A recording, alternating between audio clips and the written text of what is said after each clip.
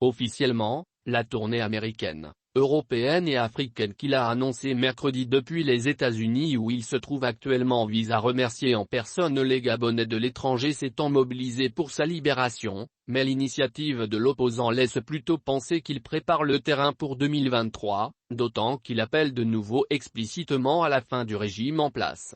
Sera-t-il candidat ou non à l'une des élections politiques de 2023 ?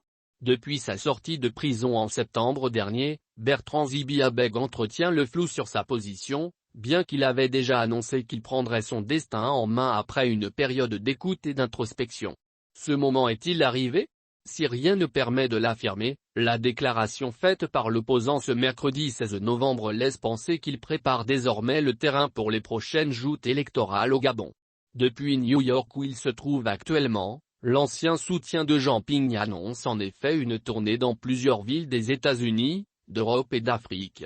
Officiellement, il s'agira d'aller remercier en personne les Gabonais de la diaspora s'étant mobilisés pour sa libération durant ces 6 années de détention à la prison centrale de Libreville. Contrairement aux premières semaines ayant suivi sa libération, le discours de Bertrand Zibiabeg a retrouvé sa dureté de 2016.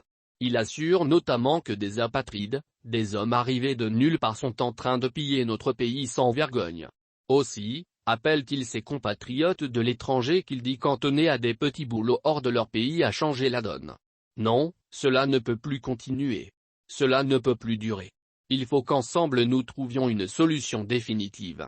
Et la solution définitive passe par la fin de ce régime tyrannique, sanguinaire qui nous prive de tout. Il est temps que la diaspora gabonaise, où qu'elle se trouve, vienne enfin prendre les rênes du Gabon, a-t-il lancé dans sa déclaration qu'il dit solennelle.